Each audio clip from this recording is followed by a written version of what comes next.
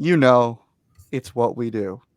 Ladies and gentlemen, you're listening to the Vigilante 1939 podcast, a father son best friend dynamic, a podcast where we talk all things DC, Marvel, Star Wars, and more. And in this week's episode, we're going to be giving our spoiler review for the eighth live action Spider Man film, Spider Man No Way Home. I'm Zeddy, and I can't do this alone, especially not for this episode. So joining me each and every week are Nico and his father, Nick Caruso Jr. Hello, Carusos. Doing good, my friend. We're not going to kick some ass. We're going to cure some ass. This is about to be my favorite episode of the show we've ever done, ever, of any podcast I've ever done in my life. This is about to be my favorite thing we've ever talked about. Plain and simple. Plain and simple. Right there with you, man. It's been a roller coaster of emotions these past 4 days, and rightfully so. I think we're all in agreement, maybe possibly on the same thing, which was Spider-Man No Way Home, finally in theaters, hella high water. It came out during the pandemic, during these holiday troubled times right now throughout the world.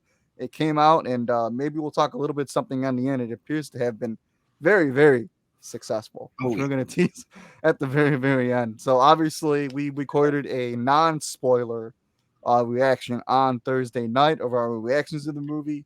I guess spoiler for that one, we all loved it. So, but in case you missed that non-spoiler reaction, which is on this YouTube channel, you can go give that a watch. So, Mr. C, I'm just going off to you. Maybe just kick it off here with just a little bit of initial impressions here. Did Spider-Man No Way Home exceed your expectations? Completely. It's rare, and it's one of those once in a generational type movies for somebody like me who's been around a long time now.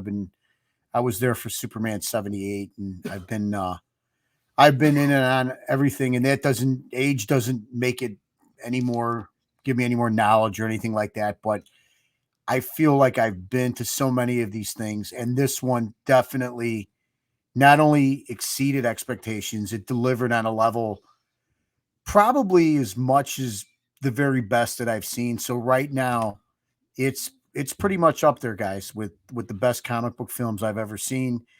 I'm not sure I can rank these things just yet, but it was a beautiful film, and my life is better for having seen this movie. Let me put it to you that way. It's hard to follow. Yeah. My goodness, it's hard to follow.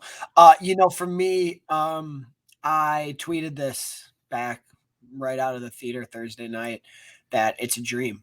I'm still waiting to be woken up. I don't believe this movie's real. I have now seen it twice. You've seen it. You've seen it 3 times. But I've seen it twice now. And the way this movie has made me feel and the way it delivered for me with my favorite character of all time in the variety of ways, my expectations were exceeded. They were exceeded to the point where my expectations were destroyed. They were decimated because of how incredibly insane this thing is in terms of its delivery. I don't know. The best way I'll sum this up before we talk about specifics is I don't know if there will ever be a movie, and this is not hyperbole. I don't know if there will ever be another movie that could top this experience for me as a fan. I don't. You mean comic book movie or any film in general? I think it's a done deal.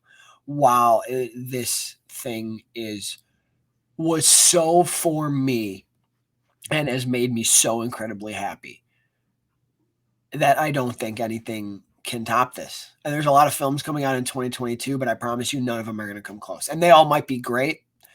The 5 of them that we're really excited for could all end up being cinematic masterpieces, but they won't. You won't touch No Way Home. It's to me as a Spider-Man fan, it's perfect. Wow. I don't know how to follow those two up now.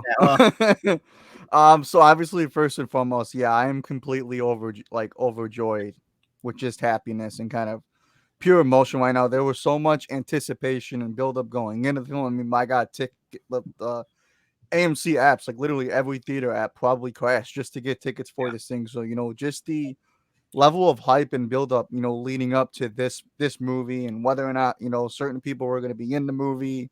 Is it going to be good? Is it going to be a satisfying conclusion to Tom Holland's trilogy? Because his future is pretty unknown at the moment. So there were so many like factors going into it. Are people going to come out to see the movie because it's still during a pandemic?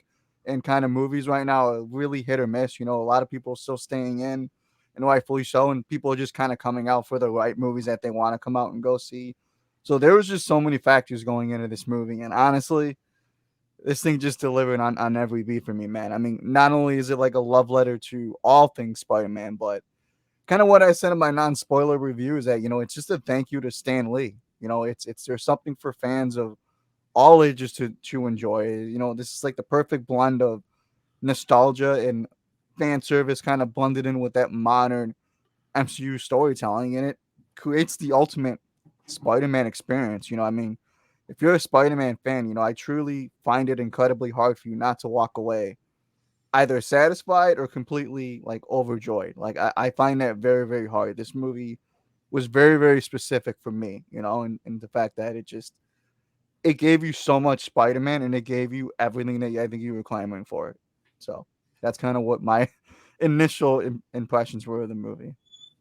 Well said. I, listen, I think we're all on the same page.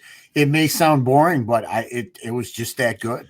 Yeah. It's hard. I mean, I've seen it 3 times now, Yeah. and I can tell you that the first night was exciting. It was more of an event because we were all there, and you miss a lot of stuff sometimes in that because you're so overwhelmed with emotion at what was going on in the movie. And the second viewing, I actually liked the movie better and picked up on some nuances. But the theater was, albeit it was full, it was a little more quiet. But today, my third viewing, we were with a raucous crowd. And again, I'm telling you, I've seen this movie 3 times, and it's gotten better every time I see it. It is, and I have felt so good walking out of the theater. And that's really what movies, what your favorite art, music, whatever it is that you follow, that's what it's supposed to personally mean to you. And I can't speak for everybody, but I think in this instance, I'm part of the overwhelming majority here as far as people loving this movie. So sometimes you feel good when the overall perception of it is so great, right? You feel Yeah. like I said this before, it's almost like a uniting of the fans, right? We've been through so much negativity with our Warner Brothers going back and forth with the MCU stuff. And it's like, it's so fun to have this gratifying experience where everybody, you kind of feel like all your brothers and sisters are with you when you're watching this movie. This is the most 100%. unified I've seen the Spider-Man fan base ever. And this is the most unified I've seen a fan base over a particular character ever. I'm serious. In terms of my life on social media, my time being in this awesome space of tweeting and podcasting about the capes and tight stuff, this is the most unified I've seen a fan base ever.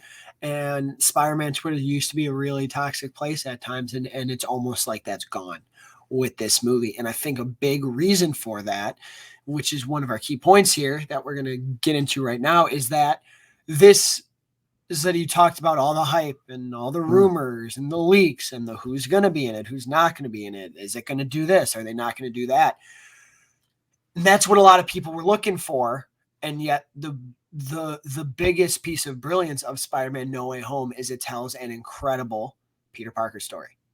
And all that nostalgia and all the callbacks aren't in there to just roar up the crowd, even though they did. Oh, they did. I was, Yeah. did they roar up the crowd? It actually serves the story and the growth of Tom Holland's Peter Parker. And that to me is what makes the movie, that's what elevates it to this all-time point for me, is it wasn't just like a movie like The Force Awakens where it's kind of the same plot as A New Hope and let's just pump in all the fan service to do it.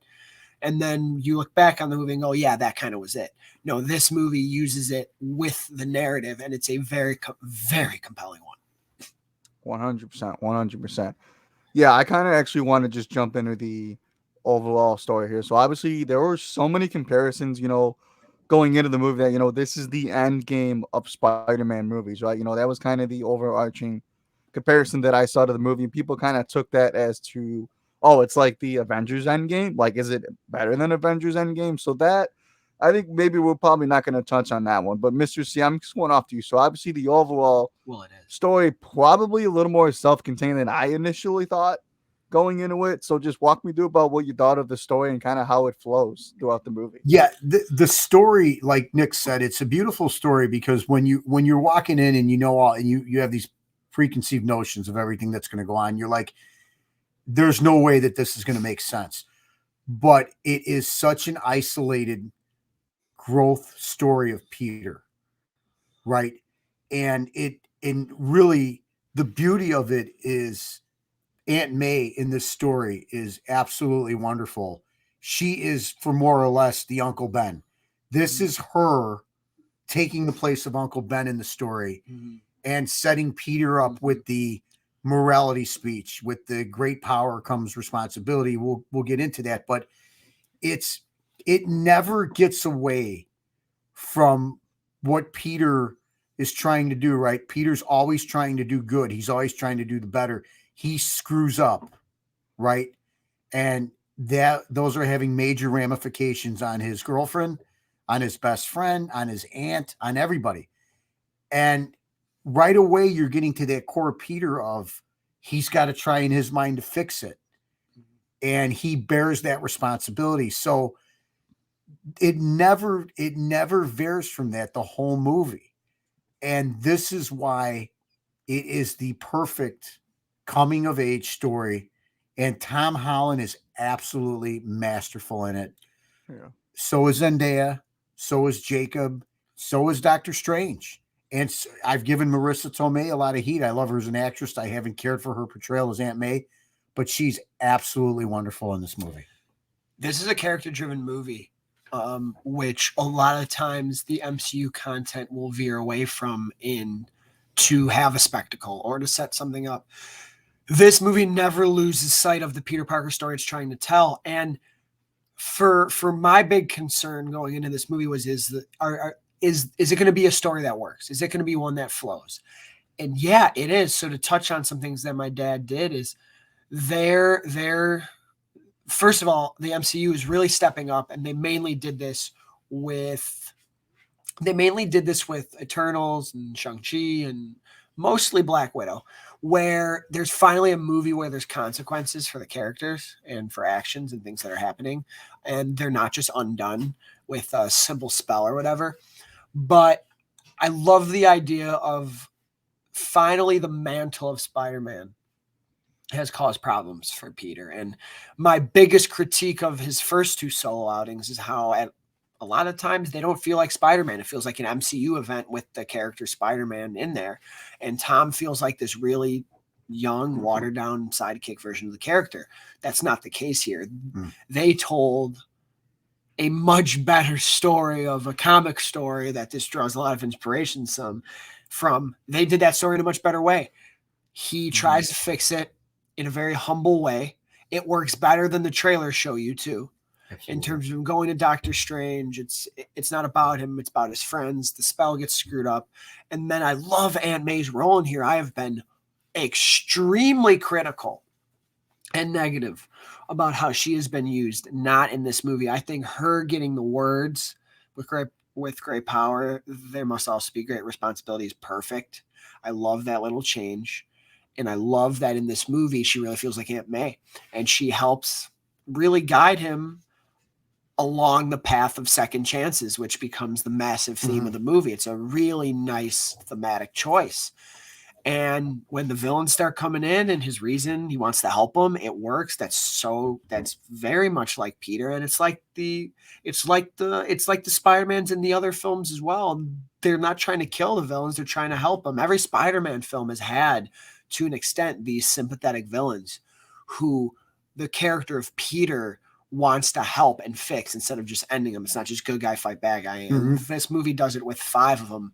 I think pretty darn well. Some in a higher capacity than others, of course, but I think it does really well. And then by the time that the other people, I know we're going to get to it, which we could spoil it, but by the time because when we actually talk about it, I want it to feel like it did in the movie. So I'm not going to say their names yet, but when the other guys come in, they keep fortifying the story. And there's a lot of connections between them and choices narratively that with all three different people end up working really well until the end of the movie. The ultimate sacrifice we pull from One More Day, which is brilliant, where he has to give up his entire life for the sake of the world.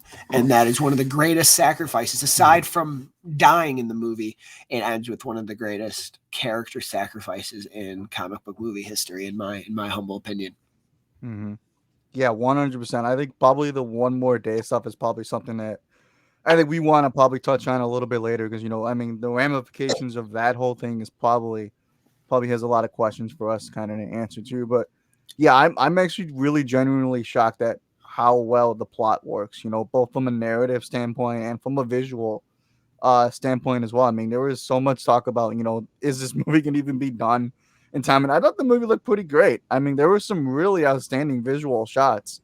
I thought that involved Spider-Man in general and the other characters as well. But my main takeaway too is just how dialogue heavy it was. I mean, like, the action when it was there was top notch. But for me, the best moments of the story came from the writing. It came from just the characters having conversations with one another. And this is probably the movie where you care the most about the trio of kind of Zendaya, Ned, and Peter. And that to me was the strongest part of the movie, was that you felt for all three of them. I mean, God, I mean, they're just kids trying to get into college. I mean, that's probably one of the most relatable aspects right now. And Peter's life is in shambles.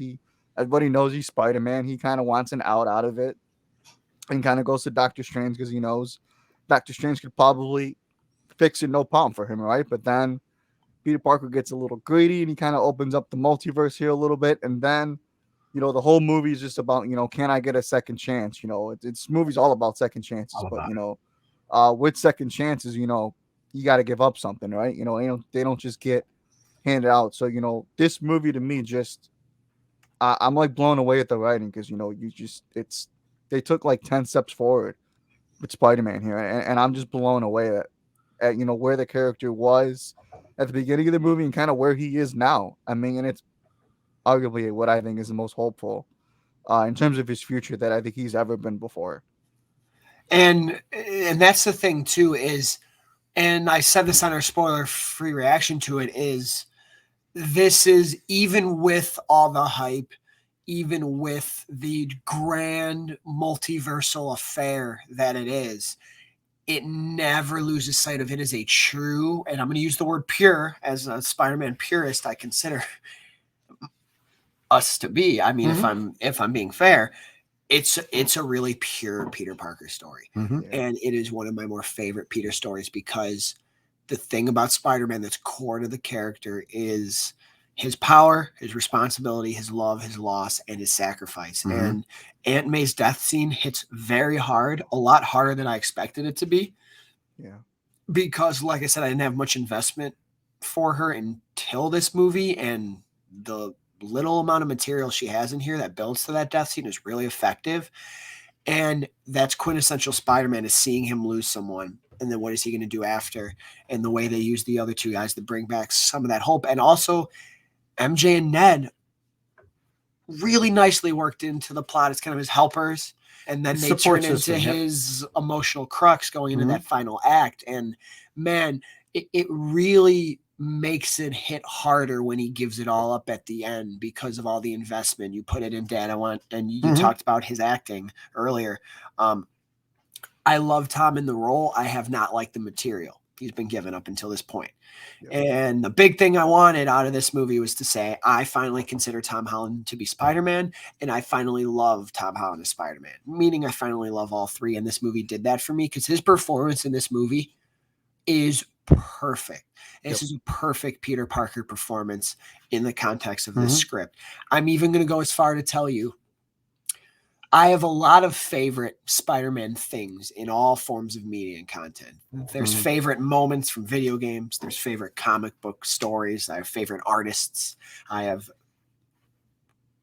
spots in films I love, like Spider-Man 2 is still my favorite Spider-Man 2.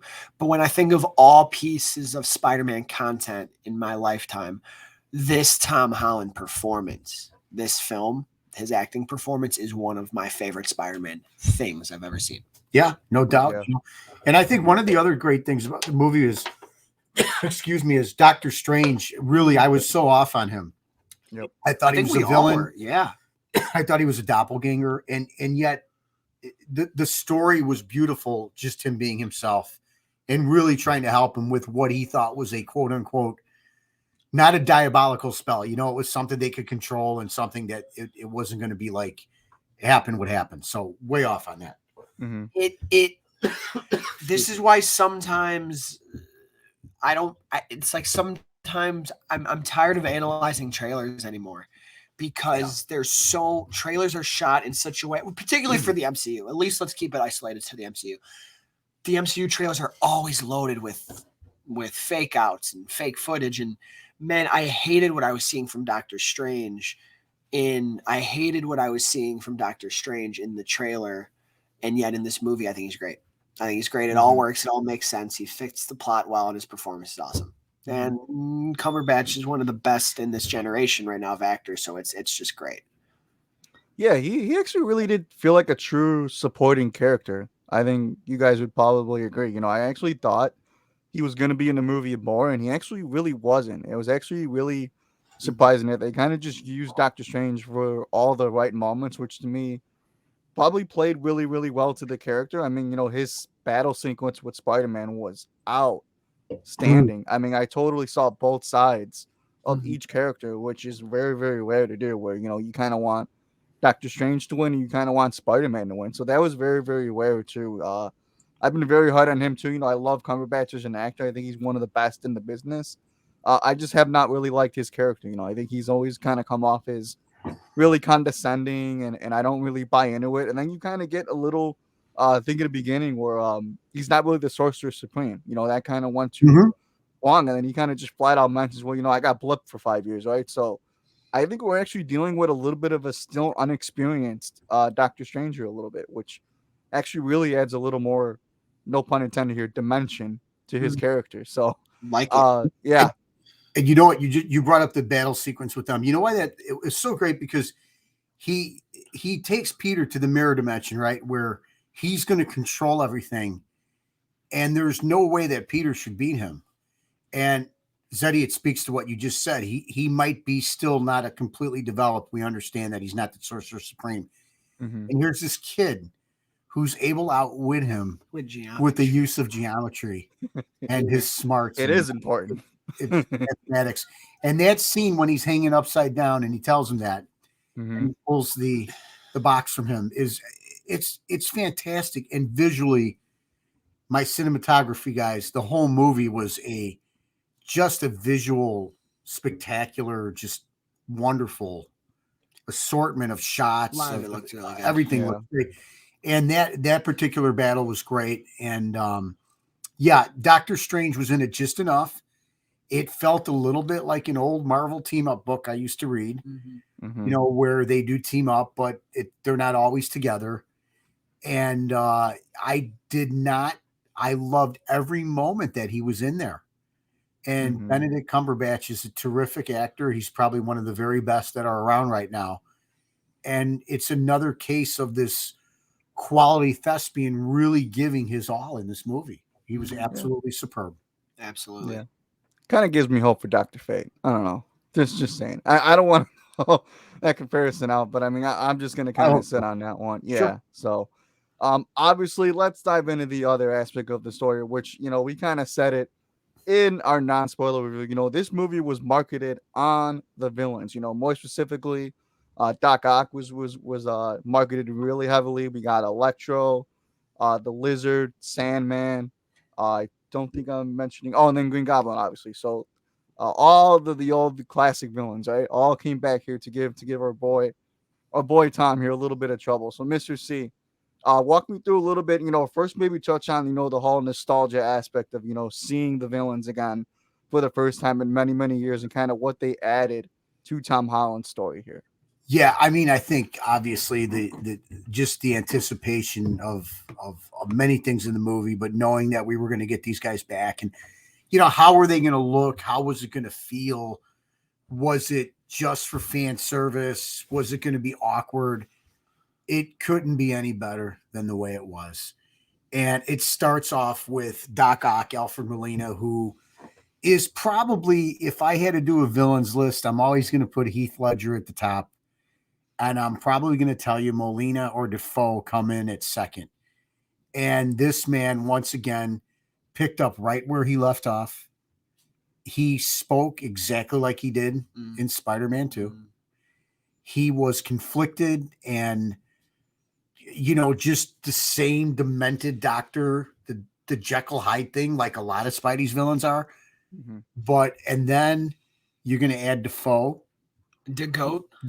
Who once again is playing a multi-personality character maybe better than he did in the first movie. He looks great. I mean, I don't think you have to even CGI this guy. I was watching 1 and 2 the other day, and I think the man looks the same. I don't think he aged. I don't know if he's made a deal with Mephisto or whatever, but wearing a nice purple Fruit of the Loom sweatshirt too. He comes across as sympathetic, and then he's going to just rip your heart right out. Yeah. And so he doesn't miss a beat. Jamie Foxx was absolutely entertaining. And I got to be honest with you, so much better in this incarnation of him where he's a little more powerful and a little more sure of himself in an unsure situation, but yet feeling kind of like he could be something better than he ever was. And listen, the other two guys aren't in it as much, but I was surprised at Sandman's amount of dialogue. He had some really important parts in there. When they're down in the chamber and they're locked up, he actually gives you the scenario and explains what happens to Doc and what happens to the Goblin. And the Lizard was charming enough, to be honest with you. I thought he looked really cool, and when he talked, it was fun. It was entertaining. And again, the Sandman was a little more than I thought. I'm going to be honest with you. The battles, spectacular. The bridge battle with Doc Ock, absolutely wonderful. The battle in the woods with Sandman and Electro. That's fun. With Spidey, it took me to the second time to realize he had his suit inside out. Yeah. I didn't catch that the first time. Yeah. So when we were all mad at the suit, what's going on here? I'm not crazy about it, but I'm glad it's only in there for 5 minutes. It was to sell merch, which is what it was, which is absolutely. Be a nice Funko Pop on that desk over there. And then the Defoe out of that suit. The Defoe scene in the shelter. Yeah. So good. Was just wonderful with Aunt May and Marissa Tomei. That whole interchange between the three of them is one of my favorite scenes of the entire movie, right? Yeah. Because obviously Norman is selling it that he's just kind of a recluse and you feel sorry for him. And Aunt May, she gives that Uncle Ben speech to our guy Tom, who's basically saying like, look, it's not my problem. I need to just get rid of these guys, send them back home. And she says, no, that's not what we do. They're lost. And it gets Tom thinking, and it this whole morality thing of what we do, we help people. Hey, it's easy to help people, right? The ones you want to help, but it's not so easy to help the ones you don't know or that you're unsure of. And that's the beauty in these crazy times we're living in, this message of this movie of second chances, of sacrifice. That's what really spoke to me, which is why I will second and say to you, that's why this movie's so special to me. Yeah. It's more than just the cameos and as great as the story is. It's the message of the movie itself. All these movies give you some of these messages, but this one seemed to really drive it home and force it to me, unlike many others do. So the villains are top notch. They're A+. The performances were as good, if not better, than anything they ever did before. Yeah, it was just, it was fucking fantastic to see Alfred Molina and Willem Dafoe back, and Jamie Foxx too. I want to include him in that too. These characters, once again, aren't just in there. And they said this too in their interviews, which is a big selling point for them, is they weren't in here to just be bad and fight and be fan service and to sell tickets and to sell merch. They have full arcs in this movie. They have nice periods of development where they all start in one place and end up in another. Primarily those three, Ock, Electro, and Gabi here. I like the inclusion of Lizard and Sandman. They both had more to do than I thought they were going to. I'm just interested. I don't know if they couldn't get Thomas Hayden Church, because the Sandman being in CG the whole movie was a little bit of an interesting choice to me. It didn't hinder anything. And in fact, it played well a couple times comedically and visually in the battles. That's one where I said, okay, could they not? I can't imagine him being hard to track down. Maybe couldn't do it, COVID or whatever. Yeah. And for Rhys Ifans, I felt like, even though he is the lizard the whole time, I feel like, I don't know if that was really his voice either. I wonder if they just made a fake voice for him. So those are only like a couple things I'm like, okay, not to even nitpick. It doesn't take away from the movie, because in every Spider-Man story or every comic book where there's multiple villains, a few of them get put to the side. And I'm just really glad that they gave those three, Electro, Ock, and Gabi, a lot to do. Jamie Foxx, ultimate redemption here. He's cooler in here. He's more badass in here. He has some great dialogue, especially when he's going up with Andrew and tells him, you're not even the shit anymore. You ain't the shit anymore. Because Spider-Man who beat him. Or I just thought you was gonna be black. That's all. Well, that was a great line. It's hysterical. I love how they protect where these characters were, primarily Doc Ock too. We see when he comes back, the arms have the control of his mind. Smart use of nano Stark tech, which I can't stand when it comes to Spider-Man, but it works in this movie very well. Him to be able to just focus and come back as straight up Otto, where he was at the end of Spider-Man 2. He's helpful. He's a guide. He's looking to aid the Spider people, which I love. And man, Dafoe is just as menacing and crazy as he ever was. The battle scene in the apartment is brutal. You feel it. It's A++, and then he's a force at the end of the movie. So Molina and Dafoe were top 4 comic book movie villains for me. And I think this film solidifies them as being number 2 and 3, right under Ledger. And I don't think that'll ever change. They are. What you said about Cumberbatch is what Tom said about them, and I'll agree. Like, just thespians. Just, man, their delivery, their demeanor, they walked out of the films. Alfred Molina walked straight out of 2004. Dafoe walked straight out of 2002 and got right back into it. So I love what they do with the three of them. And Electro has the freaking thing for a minute over his face. It's there a little bit. It's nice. You know what else is cool too is that the scene down in the dungeon when Peter, when they know when Doctor Strange is going to push the button basically and let them meet their own fate. Actually, like I was sympathizing with them.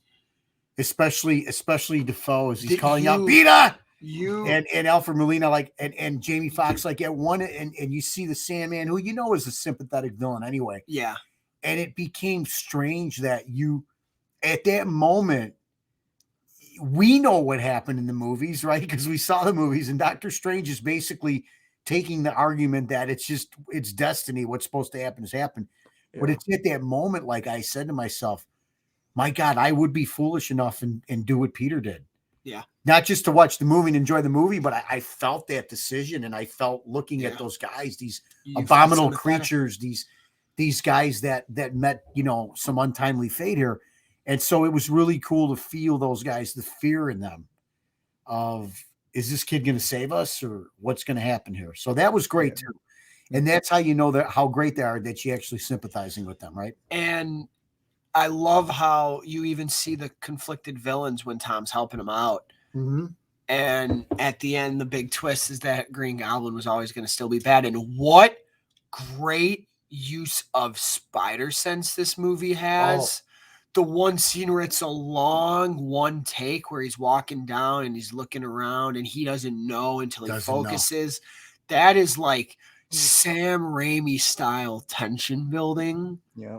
There's a lot of, Feige said, I've seen some people say who saw some of the movie early, there's some Raimi inspiration in the visuals and how this movie is captured. And I agree.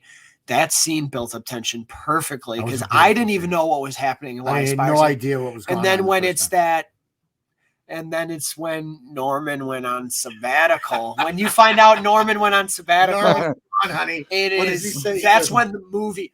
That's when the movie from that spider sense scene it on. never stops. That's from when that the point, movie never stops. Yeah. From that on is nothing but masterful comic book movie stuff. Absolutely. It's and man, hats off to these villains. I'm glad they all got this amazing round two. We didn't need a sixth either. We're greedy going in, huh? We're like, Yeah. there's going to be a I'm sixth. fine with Yeah. Sixth.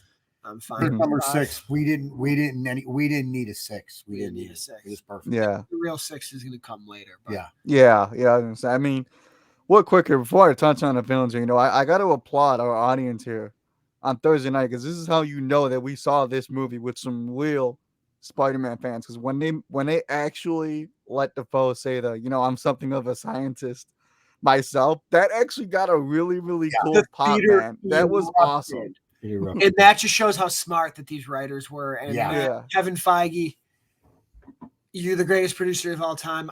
The only time I've ever doubted you was with Spider-Man. And thank you for showing me I don't need to doubt you with Spider-Man. Because I just want to touch on something I forgot. I'll save that for later. Yeah. It was Sure. going to veer off too far. So No worries.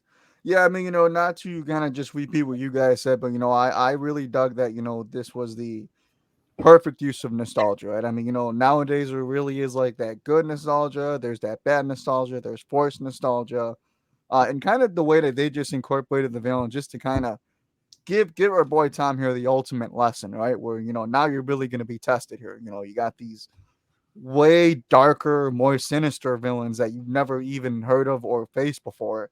Now you gotta go to this. Can I stop them? Do I cure them? Do I just let that be somebody else's problem? So the whole thing to me, really worked. I know I kind of had speculated. I think Doc Ock was going to be more of a anti-hero, maybe of a mentor, and I think we were all maybe a little bit right on that. Electro kind of still plays the greedy villain a little bit, probably out of all of them. He was probably the greediest, I would say. He just, he was really kind of zeroing in on that electricity the whole time. And then obviously, Sandman and Lizard are kind of, they're accurate, but they're kind of really just there for like comedic relief, which is fine. I mean, they both really look great. I mean, Willem Dafoe, man, Willem to go. I mean, just as creepy as menacing, just as ever before. And I mean, I'm not going to say that he was better in this movie than Spider-Man 1, but I mean, my God, if there was ever a chance where he can dial it up like times 10, times 100, I mean, just kudos to him. I mean, none of them really phoned it in my opinion, especially him. I mean, there was this talk where Goblin was the main villain, and man, you felt that. I mean, like, talk about going back to Spider-Man 1 and really just, giving, like, back when Tobey Maguire had trouble with his Green Goblin. I mean, the way that they kind of paid homage to that, right? Where it's, I mean, it's just beautiful. I mean, Spider-Man had to face the Green Goblin at some point. What I preferred Tom Holland to get more of his organic villains this way. Sure, maybe he still will, but he had to face him at some point. And if this was the quote unquote trilogy that we think it was, I think it was the right choice to at least have them go up against some versions of these characters, and they didn't feel forced at all. You literally can't do the Green Goblin again. Yeah. Because he's too good. Like, I wouldn't do the Green Goblin again. You can't use the Green Goblin again because Defoe's too good. Like, it would There's be too a many nightmare. other things to do. And real quick, I love how, and we'll touch on it a lot more when it comes to the next topic, which is going to be the coolest one of the day, is that the little detail callbacks they put in. I love how the first time we see Electro, they play a little bit of the Zimmer Junkie XL score, the bwah, bwah, as he shoots the lasers. There's just so much little, and one of my favorite scenes. I mean, I have a lot of favorite scenes. It's like the whole movie is one giant favorite scene to me, but I love how something I really like they did with Electro is showing how confident he was this time around. Yeah. Which is the change we saw in Amazing Spider-Man 2, but when Defoe calls them gods, and you see Jamie Foxx like God, like he's thinking like, oh man, I'm a god. I'm not letting this get taken from me. No, I forget that noise, right?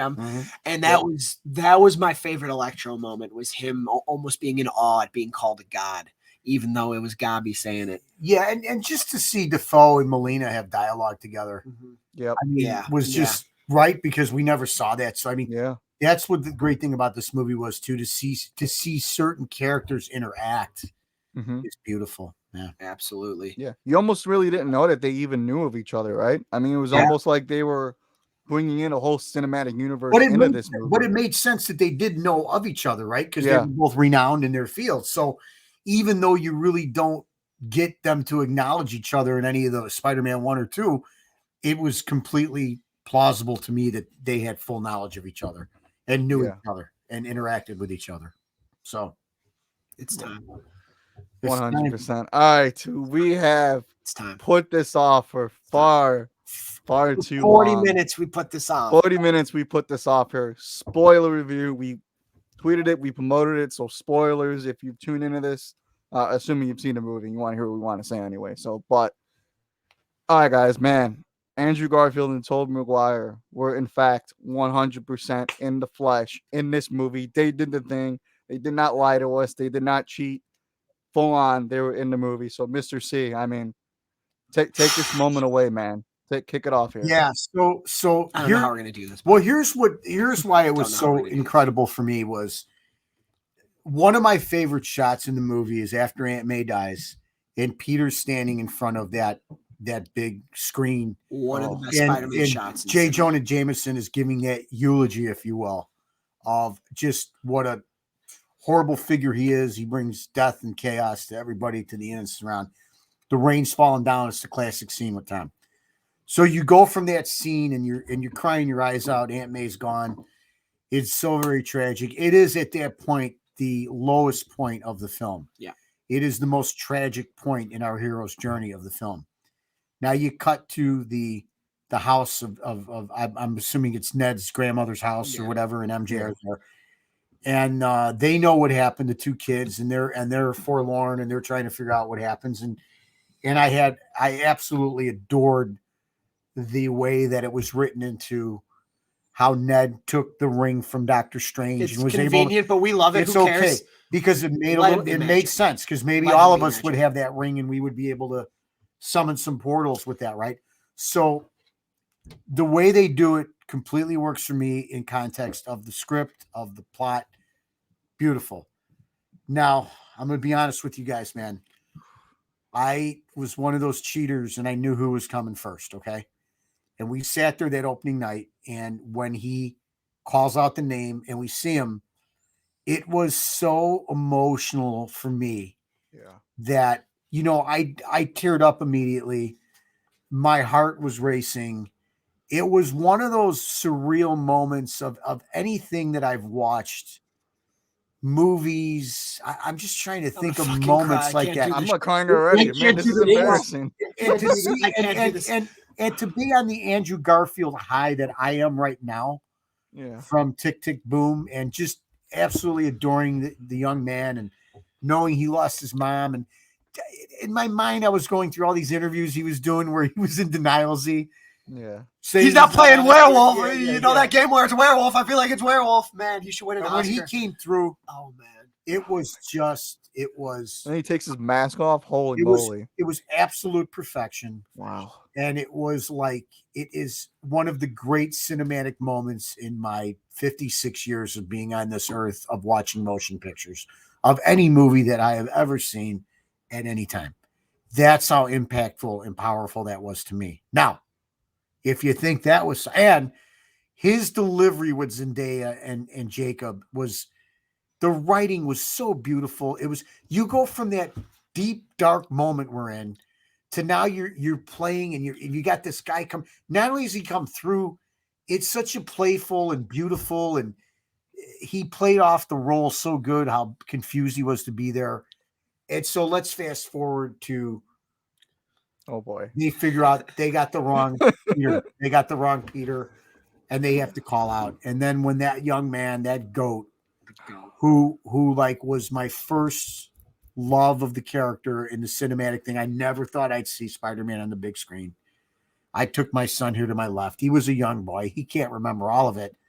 But I saw that movie and I was mesmerized by that guy for many years. He was my Spider-Man. He still is my Spider-Man. When Tobey comes through that thing and his demeanor, the fact that he played like he kind of knew what was going on a little bit. Yeah. It was just, again, the tears welled up even more. And the heartbeat went up a little bit more. And it was just that whole scene of those guys in that home Yeah. could have not went any better. I, in my own head canon, tried to think of all the ways they were coming in and what I could come up with. Because a lot of times I'll do that. I'll be like, I could have did it this way, or I could have saw it. It was absolutely brilliantly done. 100% congratulations to the writers, to however they did that.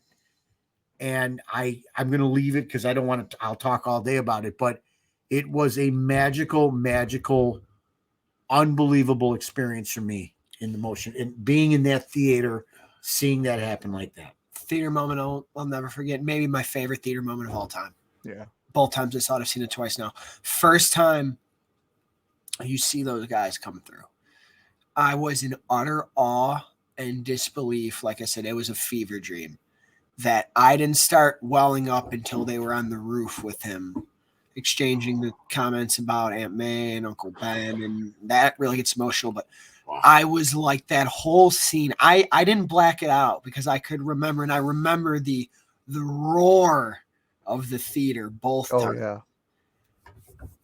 I was in such disbelief, and I'm someone who was confident they were in it. We all saw some leaks, they were in it. Yeah. In which case, I don't want to publicly call someone out, but those pictures were real. And that the person who tried to lie that they weren't real totally did that for clout, and then was a word I don't want to use, trying to backtrack. Should have just doubled down. You look like a clown. Go F yourself. Own it. I want to say the word, but I won't. Wow. I was in such disbelief that this was happening on a screen in front of me and that it was real. I couldn't believe it. I could not believe it.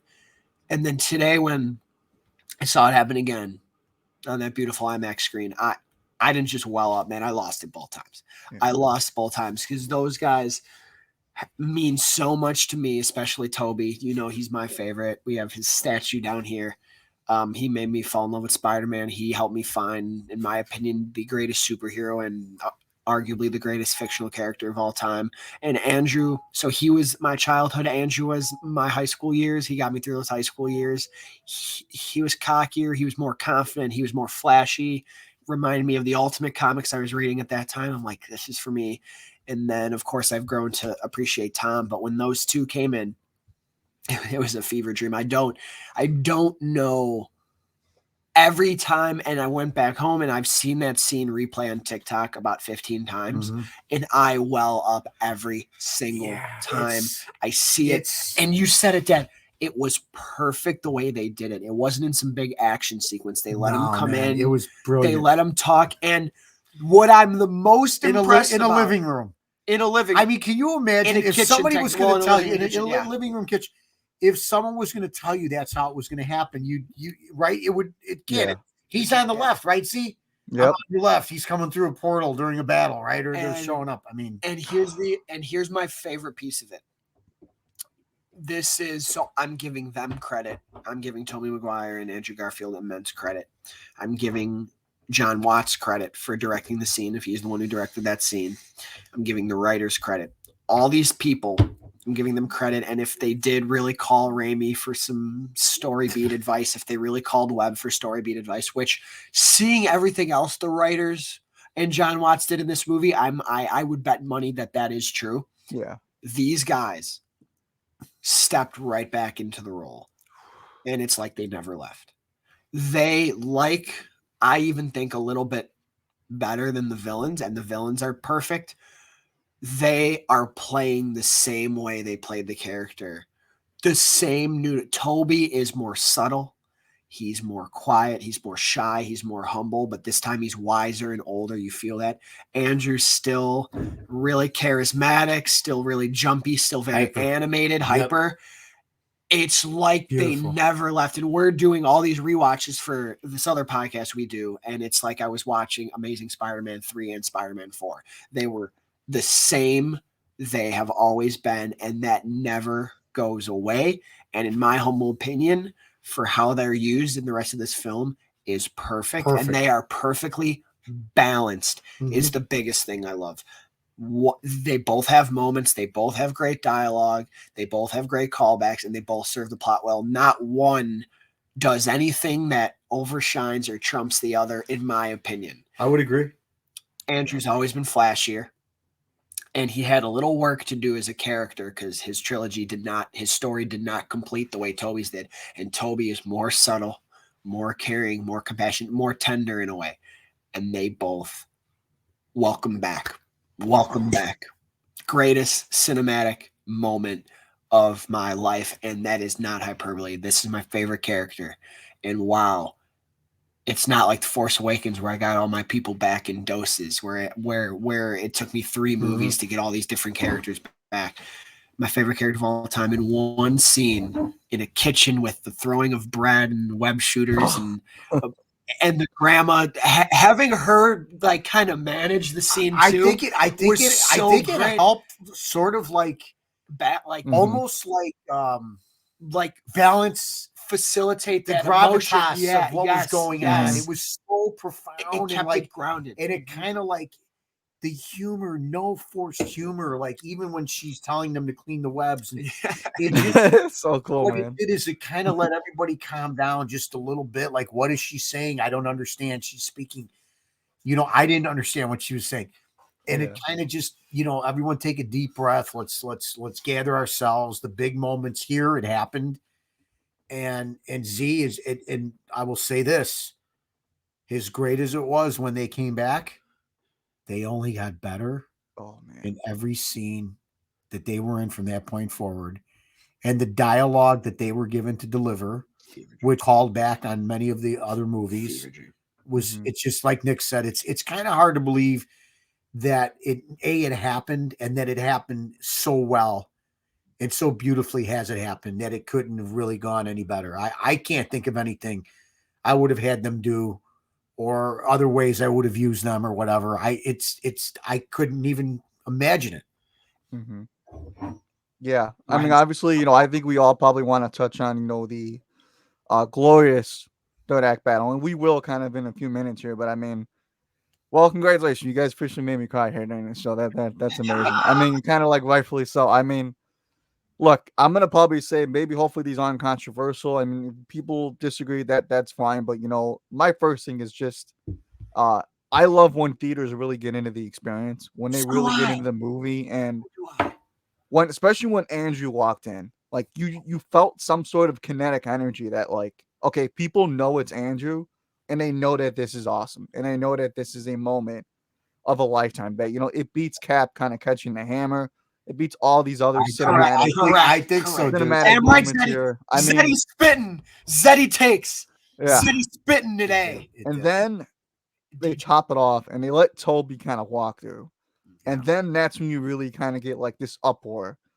And then they did the smart thing where it's like they let Toby kind of look at Ned and MJ first, and then he's like, wait a second, I don't recognize you, right? And then you get one of the by far coolest just scenes in general of the two Spideys recognizing each other.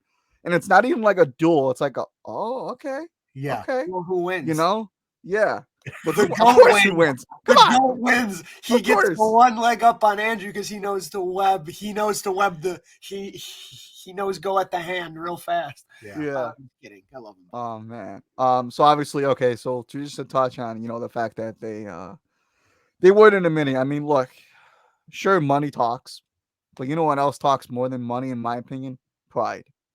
And those two still chose to come back. I don't care what anybody says. I'm sure the money was significantly large, and they were like to take all the money that they wanted, but there's a lot of pride in still doing it. And they chose to look at the script, they chose to buy into this movie, and they still chose to come back. And that to me means more than probably anything else in the movie, is that they still chose to come back. Kevin Feige chose to give us one of the biggest moments, if not the biggest moment, probably in Marvel comic book movie history. So just kudos to kind of that all around. And then I mean, you get all these sentimental moments of like, Toby gets this feeling that Holland kind of needs my help, right? Like I get this feeling then he needs my help. And if you're not tearing up by at that point, I mean, I don't know what to tell you. And then you know you get Ned and MJ kind of walking on the roof to kind of embrace Peter. They find him, and then MJ's like, I got some people for you here. Yeah. You know, I got some. You know, you have to meet some people here. And then just the way that they come down, and they're like, you know, they're very courteous to like, we get it. We just want to be here for you. And like, man, when they're like, you know, just talking about, you know, I lost Gwen. You know, Andrew's like, I lost, for me it was Gwen.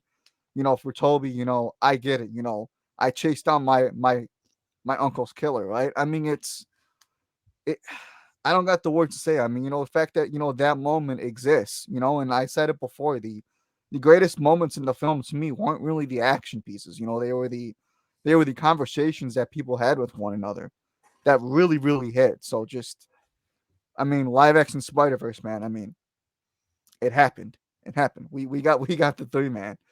That's that's incredible. So let's transition into the third act battle here. So Mr. C, kick it right off here, man. Yeah, Kick it off here. yeah. So again, the third act battle, the interaction between the dialogue between Toby and Andrew was just with his back. Yeah. It So just good, man. and The callback. the two of them, and he cracks his back, and then they talk about the organic web shooter versus theirs. And we don't need to break that whole thing down, but it's just, I told Nick today when we were driving home from it, I said, these writers did an incredible job of addressing everything you could have possibly wanted these characters to say, to ask of each other, to delve into, and they didn't miss a beat. And they still did it, Z, in context of the movie, where it wasn't like, oh, he didn't have to ask him that, or he no. And then Tom playfully comes down and they start talking about what are your favorite villains you fought, what are the craziest ones. So listen, it's the greatest third act of any comic book movie ever, Correct. in every facet of it. Mm-hmm. And not only the battle sequences with the villains and what was going on, just the whole camaraderie. It's the whole how they come together, how they do it, how they realize they have to be a team. It's just what they do. They are the amazing Spider-Men. That's what these guys are. And the other thing that I opened up the thing was too, that it wasn't about kicking ass, it was about curing ass, right? And that's Toby the goat who makes sure that he drove that home and said, listen, this is what we're going to do. I believe Tom believed it and Andrew believed it, but Tom, I don't think was 100% in on it till the end. Has they defeated the villains one by one? The little interaction between each guy and his villain, Max and Andrew, just beautiful. Toby and the Sandman, beautiful. Toby and Doc Ock, beautiful. I mean, it's just, I sound like a walking, like, just cliche here, but, and I'm going to let you guys can finish it, obviously, but there is nothing of that third act, having seen it 3 times, that I would change. It was perfect. Yeah. And I have seen some wonderful, great comic book movies in my days. It is the best one. They don't steal the movie. They perfectly complement it. They perfectly complement Tom's story. They help drive it. And they are so damn entertaining, those two guys. Even right before the third act battle, them in the lab together. Lab. 3 Peters doing science stuff I'm just gonna keep saying it. It was a dream. Having MJ embrace Holland, and you see Andrew gives him a look like he's understanding how important she is to him, and that sparks the conversation between him and Toby, and we basically find out him and MJ worked it out. Him and Dunst worked it out. They're together. They're happy. It works. So that's the Spider-Man 3 closure we all wanted. Yeah, right. Andrew gets his closure later, which we'll talk about.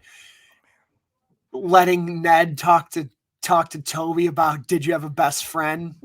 Because May died in his arms right after he tried to kill me, and that helps drive Ned in a way, like, I'm going to be a good friend to Peter, etc., which ends up really hitting harder when he gives up his life at the end. For everyone to forget. When it comes to the dialogue, on the bars, which those bars were real. That bar leak was real. Yeah. You know, that dialogue and that scene between them, I could have lived in that scene forever. I could have lived in that scene forever. It was so fun. And you brought this up, and a lot of people are bringing this up when Toby's telling Andrew he's amazing, and you know, embrace that. Is kind of like Andrew's story of being Spider-Man. His films weren't received well, but he's loved, and I think he needs to hear that. Man, the organic web shooter played so well. It played the best we could have, and I thought the action in the fight was great. If them coming through the portals was my hammer scene, when Andrew, I love you guys, and all of them run and jump off and swing and land. Man. That's my Avengers Assemble scene. Like that is my favorite part of the movie. That's my money shot that absolutely delivered. We were right about them being CGI'd out of a couple scenes, but just the lead up to it, the way they shot that with the moonlight and their signature poses when they go to land, man, and the emotional stakes in that battle are high as ever, man. So they really delivered, and I agree with my dad. It's the best third act in a comic book film. Wow. Yeah, I mean, you know, I think I might have mentioned this before too. You know, this was, you know, and I'm not ashamed to say this, you know, whatsoever too. But you know, this is, you know, a third act like this. You know, a movie like this is why, you know, if you played with like action figures, kind of as a kid, right? You know, one thing you always do with action figures, you know, you created like a story, right? You know, between those figures, and you know, this third act was like playing with those action figures as a little kid again. You know, just to create dialogue between characters again. I mean, it's just like beautiful. I mean, you know, I know we kind of criticized maybe Sony a little bit, you know, for not maybe just flat out coming out and saying if Toby and Andrew were in the movie, you know, whether or not they should have or kept it a secret. But it feels like more people must have known or felt they were in the movie because you still got the same reactions and it still hit just as hard. So obviously, kudos that they probably did keep it in there because it was the biggest thing of the movie, I will say, at least in my opinion. So the fact that they didn't spoil that whatsoever to me definitely made it a little more impactful. But I mean, also a little shocking too, but not really shocking. Is that, you know, they really made sure to make sure that Tom Holland, Peter, was in charge the whole time. You know, that he was kind of leading the way, and the other two were kind of just there to lean on him. I thought that was absolutely beautiful, especially for what ultimately happens at the end of the third act. So just kudos to whoever wrote that scene, just in general. And I mean, I don't want to speak for you guys, but I mean, you know, especially obviously Toby, you know, when he obviously sees Doc Ock again, and I believe it was a callback. I think you guys might know this better than I would. You know, obviously when he takes off his mask, and you know, Doc Ock is like, Peter, my boy, all grown up now. You know, how you doing? And he's like trying to do better. I want to say that's a callback to Spider-Man 2. It is. I'm not too sure, but I mean, lunch dinner with him, right? It's when he's having lunch with him. Yeah. And then when Andrew saves MJ. Yeah. I've been in a lot of theaters with a lot of uproars and cries. I never wanted to stand up more when he actually saved MJ. And the look on Toby, on Andrew Garfield's face absolutely sells it 100%. You wanted to just give that guy a hug through the screen from your chair. I mean, my God. I mean, and I'm not disappointed that it was him whatsoever. I think it needed to be him. And just kudos that they gave Andrew that moment. Kudos. Kudos. One thing I liked about both my viewing experiences. So you said something earlier that I like 95% agree with, is I do love when a theater's into it and rowdy.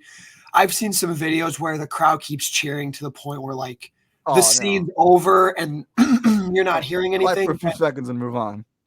But both times I've seen it, the crowd gets really loud when he saves her, but when he lands and the minute he goes, "Are you okay?" everyone quiets back down. And both times when he starts to tear up a little bit, you hear an awe, or you hear the crowd embrace again. Like they knew, all right, cheer, let's come back. Let's let this scene finish. Now we can cheer again. And now we're on to another scene. That's ultimate closure for his character. His character, while the ending of Amazing 2 is all time in terms of Spider-Man scenes, it's more of a hopeful drive for a future payoff as him as Spider-Man, and we never got it. So Toby had his ending. Andrew needed this redemption. I'm glad they gave it to him. It hit perfectly, and man, that was the scene for a lot of people that steals the whole movie, and I will give you that take because it is powerful. There's so many scenes. The other great scene is at the end when Peter when Doctor Strange has to cast the spell, and he actually goes down to say goodbye to the two guys, right? Yeah. And I mean, when the three of them, when Tom's trying to thank them, and he finally just hugs them and they embrace, and I mean, how can you not love that? I mean, there's our three Spider-Men of the last 21 years, and it's like unification, man. We're all together. We all do this. This is what we do, man. You don't have to thank us. We are your friendly neighborhood Spider-Man, and it's just wonderful. And you said something earlier, Zed. I could watch a 4-hour cut of a movie where it's just Toby and Andrew walking around talking about how they Spider-Man. Oh yeah. Oh what yeah. they do. It would be good. I mean, somebody should do it. I don't know. They should do a 45-minute thing on Disney Plus or something where, you know how they have coffees and cars with comedians, Jerry Seinfeld, just the two of them just sitting on a rooftop talking about, what do you do when you do this? What? I never did that before. Those guys were absolutely spectacular together. Like Nick said, I didn't want any of it to end. Mm-hmm. Yeah. When it is over and everybody kind of disappears again conveniently, but that's okay. I had no problem with how that was done. You're just like, you're in the moment. And what I've tried to do with this movie, having seen it 3 times, is that I'm enjoying this movie. I'm not worried about what's coming next. Yeah. Because this movie puts, at the very end of it, it puts Tom, the character, perfectly where they need to be for wherever it goes from here. Whatever crazy thing they want to do, whoever they want to bring in, villains or whatever. We are now at a point in time where Peter is Peter, and he's going to have to Peter himself going forward, trying to figure out how to get by. We've talked about how these two guys are balanced so well. Is that Andrew gets the big, flashy, let's save MJ moment. Toby gets to finish the iconic line from Tom, and Toby, in GOAT fashion, stops Tom from killing the Goblin to be the ultimate example. To be the ultimate example of, we don't do that. We're going to save them. We're going to help them, right? Which is really honing in on Aunt May's message to Peter in this film as well. Mm-hmm. So Toby is carrying on what May really tried to. Toby carries on what May started in this film from a narrative and theme standpoint. And man, when Andrew throws him, it's perfect teamwork. He throws him the syringe, he gets Gobby, and then when they're just laying there, and then when they hug and embrace, man, I didn't want it to end. Yep. Did not want it to end at all. And if this is the swan song for those two guys, it's perfect. Yeah. I don't think I need anything else from them. Anything else would be an added bonus and might get gratuitous down the line, might get overdone. But for right now, I'm enjoying these two guys and what they did. I want to thank Tobey Maguire. I want to thank Andrew Garfield. And I want to thank Tom Holland, because he now stands on the same stage that those two guys stand on for me. And my man, my goodness. Wow, we are really talking about the 3 fucking Spider-Man hugging and swinging and fighting on screen. It happened. And we're alive. We're awake. We're alive. It happened. And it's moving nonetheless. What a way to bring everyone together. Spider-Man fandom is united with them. It's just fan-freaking-tastic. Wow. Yeah, I mean, just to kind of echo what you said too, just what a beautiful just experience and ending for those guys too. Like I said, they money talks aside, they still chose to come back. They bought in, and they chose to put the young guy over, which is what I said I wanted them to do. They made us all love Tom Holland. If you loved him already, you sure as hell love him even more. Yeah. And if you didn't like him, you bought into him now. And it's, like I said, it's a cliche that always works every time, but we need it sometimes. And also, do you think there is a version, because there were leaks where there's, Toby died or whatever. There's probably a take or a scene or a version of the script where Toby dies, right? I think so. Probably. But I'm glad they didn't pick that one, because it would not have worked. No, it would have felt like they killed him just to kill him. because they did not build up to a death scene for either of those guys. There would be no way to memorialize him later because it would be had weird to make the spell work at that moment in time. It so would be. It just wouldn't have been good. I'm glad because I would bet money that there's a version and a scene they maybe even filmed a couple different takes where he might actually lay there and die. But the whole end of the movie would not work then because it would feel awkward. So I'm glad they kept him alive. Yeah. They even played it off that he's been stabbed before because he has been stabbed. They have all been stabbed multiple times, but primarily Toby's though has gotten stabbed personally a lot. So they heal, right? They've got a healing. They heal. Andrew's there to hold him up, man. It's just great. It's just great. It's just great, and it in a way I do believe they inspire him because every problem I've ever had, it's like Kevin Feige. He listened better than anyone I've seen. Mm-hmm. Every problem myself and anyone else included had with MCU Spider-Man is 120% fixed in this. He's stripped down. He's on his own. He's suffered some loss. Homemade red and blue suit, which looks gorgeous. Finally. Shout out to my guys, Troy, Javi, Pete Vera, everyone who's been cramming. And he's got the police tracker app. He's got the police tracker. Classic callback to when Toby had the monitor and Andrew was doing his thing with the tracking. He's Spider-Man and we're ready. And in the snow, it's going to be great. And some people have this take. I personally, it's too. I haven't zoomed in or done 4K, but people say that in this new classic costume he had, which is beautiful red and blue, people say you can see it's kind of like Toby's and Andrew's. Mm-hmm. I still don't know if someone can DM me and explain what. I haven't seen a good enough image of it yet because it's in the. I think they intentionally keep it a little dark and snowy, which is a cool swing. He finally got his cool swing scene for me. Now I'm biased, and it was the costume. It's the first time we saw Spidey swing in snow like that. The end is heartbreaking. He gives it all up. He does the most Peter Parker thing ever. He sees the cut on MJ's forehead and knows he can't bring him back into this life, but he will find them. It's better than one more day. He's not making a deal with the freaking devil. He's doing it to save the world. He's giving up his life to save the world. There's much more human and world and emotional stakes there. It's one of my favorite Peter Parker stories I've ever seen because, man, the emotion in that last 10 minutes is earth-shattering. And yet it ends and you're still hopeful and the sky is the limit for Tom Holland. Now, I haven't been this excited for Spider-Man on film since Civil War, since pre-Homecoming. Yeah. I was hyped for this movie, but I'm still unsure on how I was going to feel about Holland. Man, we are Spidey fans got the ultimate W, and the future is going to be glorious. Yeah. Who'd you spot in the clouds, or who'd you spot in the Rhino, Scorpion, Kraven, and Black Cat? And I think Black Cat. Yeah. It was hard to tell if that was Black Cat or not, but man, I did not catch that the first time. I was like, why is there a caveman coming through? I said, oh my god, that was Kraven. Mm-hmm. Yeah, 100%. Yeah, Kraven and Rhino for me, but I didn't catch those. Well, I'll go back and see that again. For sure. I mean, definitely physical media release for me by far. So I'm sure it's absolutely. This is yeah. So, but guys, wait till my prediction. Wait till Christmas Day when the merch drops the variety cover of the three of them, and then all the interviews on Kimmel, and wait till their press tour starts because that's going to propel its legs through the winter, and that's going to propel more merchandise. They will not mess up like they did with Grogu. I hope not. These three guys are about to be everywhere. I think they're just giving people till Christmas. And then they're going to let the floodgates open because, man, I need the figures. I need shirts. I need costumes. I need pictures framed. I need the one of them hugging framed, man.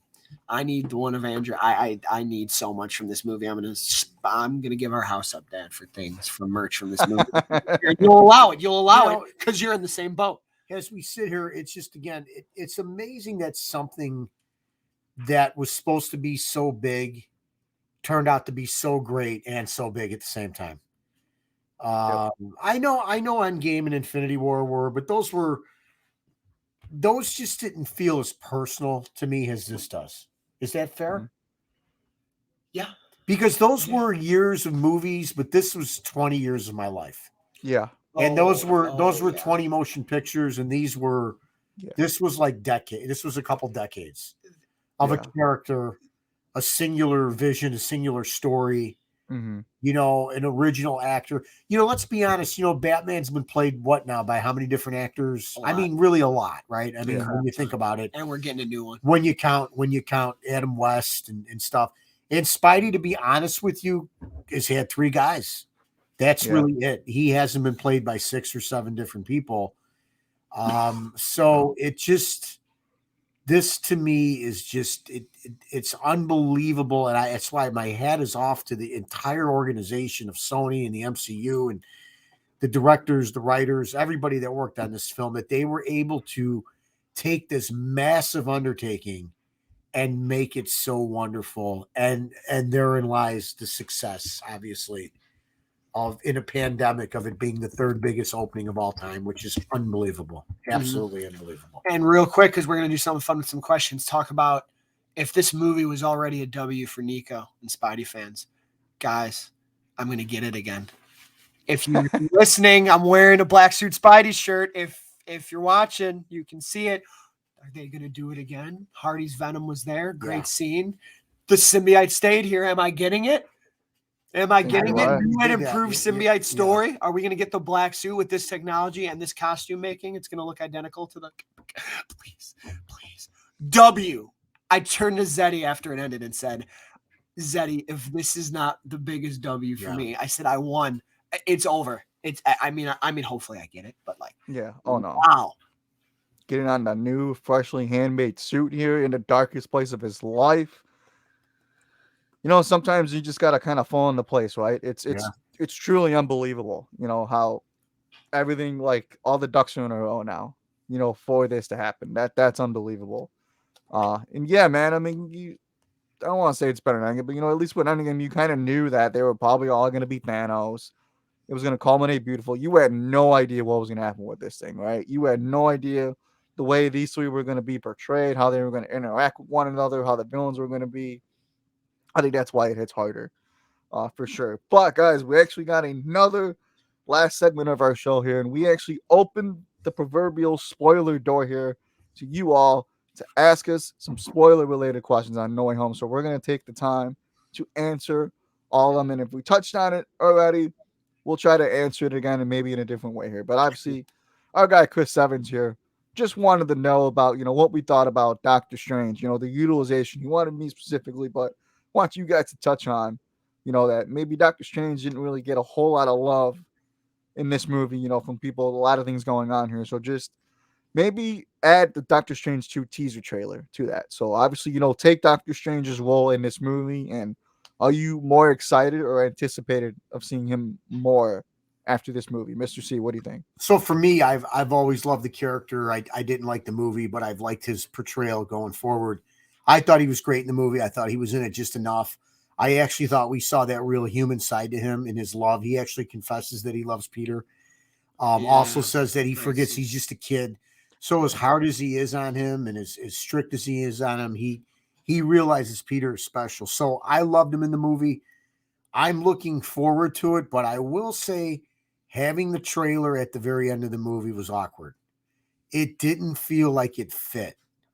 After just seeing this beautiful movie and then the Venom credit scene, I guess I just wasn't looking for that trailer. And I'm looking forward to that movie and I want to see it. But so now I'm going to be honest with you guys. I've seen the movie 3 times. I only saw the trailer the first time. I didn't stay for it the second time, and I did not stay for it today. I was looking to get to the car. Doesn't mean I don't like it. It just doesn't feel like the movie I just saw. And a lot of times when I see an end credit scene, it relates to the movie I just saw. Now, maybe it will, right? Because there's ramifications of what happened. Maybe Tom is going to be in that movie. But Doctor Strange was great in the movie. After credit scene, I could have waited to see that online. I thought he was great in the movie. I talked about this earlier. I love how it wasn't how they shaped it up in the trailer. He's not defying Wong. He actually wants to dispel. He wants to help Peter, shows he cares for Peter. I thought he was great in the role. The trailer I wasn't too crazy about either, not because it was bad, but I'm actually going to give you the answer why, Dad. I said this earlier. I don't know what anything else is going to do to get me this level of excitement or happy. So I saw that Doctor Strange share, and I'm like, well, are Tobey Maguire and Andrew Garfield and Tom Holland all going to fight together in that film? No, okay. Well, then I'll wait till it comes out. Can I tell you what I thought would have been a good after trailer scene? After credit scene. After credit scene. Although we know they couldn't have got her. Dunst. I thought it would have been cool. Hear me out here. To see an apartment door open. And it's Dunst. And he walks in, he goes, "Hi, honey, I'm home." And she's like, "Hey, Tiger, did you go get him today?" And just end it like that. Yeah. That would have been like, that's me like wishing over the moon for something. But that I wanted to see still something relating to Spidey, not that kind of dark, eerie trailer. But anyway, go ahead. Mm-hmm. So yeah, I thought Strange was cool in here. Simple. Yeah, this was the most I've liked, Benedict Cumberbatch in the role. I think, like I said, he's a phenomenal actor, but I'm pretty excited to see his character kind of moving forward too. And I really do like that, he wasn't this evil version of himself. I think it was smart to kind of let that play out in his own movie. His own movie, yeah. I like that, like the eye wink felt so awkward, and I'm so glad they took that out. Yeah, they did. Yeah. I like that they really added this emotional crux to him. He just wanted to help this kid out. Yep. Made him feel a little more human, and I dig that. He's a sorcerer.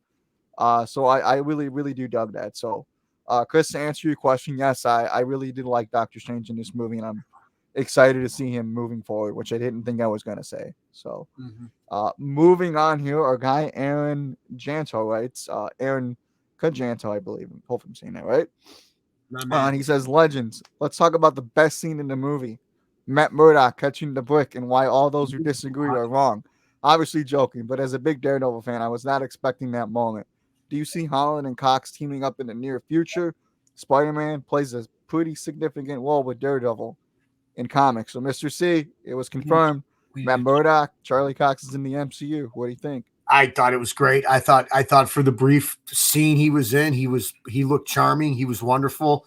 The brick scene was beautiful. And I said it before, I think on our tailgate, there's no reason Daredevil and Spidey should not team up in a movie. I don't know if it's going to be a full length, the whole movie, but certainly they should have some scenes together somewhere. And I think I heard that he's signed on to start filming something. So hopefully we'll know soon. Yeah, one of my favorite comics ever from Spider-Man is The Death of Jean DeWolf, and he plays a massive role in that story. And it's their early days when they don't know each other. Now that he doesn't know his identity, they could re-meet again, and it's going to be great. Mm-hmm. No, I love that scene. Can't believe we forgot to talk about it. And Zeddy being the Daredevil guy, how do we forget about that? It was unfortunately. Cool. I know. I'm just kidding. Yeah. It was fun. It was cool, and I'm excited to see. I still have to watch the show. I haven't watched the show. I know, kill me. I'm sorry. I'm a bad fan. But I liked it. I thought it was fun. Yeah, I mean, obviously, also I kind of looked at you, Nico, right away because I was like, it kind of just happened, like it did, like it wasn't. It's so early in the movie too. It's like 10 minutes. It was like, oh shoot, okay, here's Matt Murdock just sitting like in his apartment, like, all right. I mean, it was awesome. Obviously, I would like to think that they're gonna team up at some point, especially if Spider-Man's gonna stay in the MCU, and kind of have this relationship with Sony. I think the deal is obviously he has to have some sort of hero alongside with him, and Daredevil's a pretty good bet in my opinion.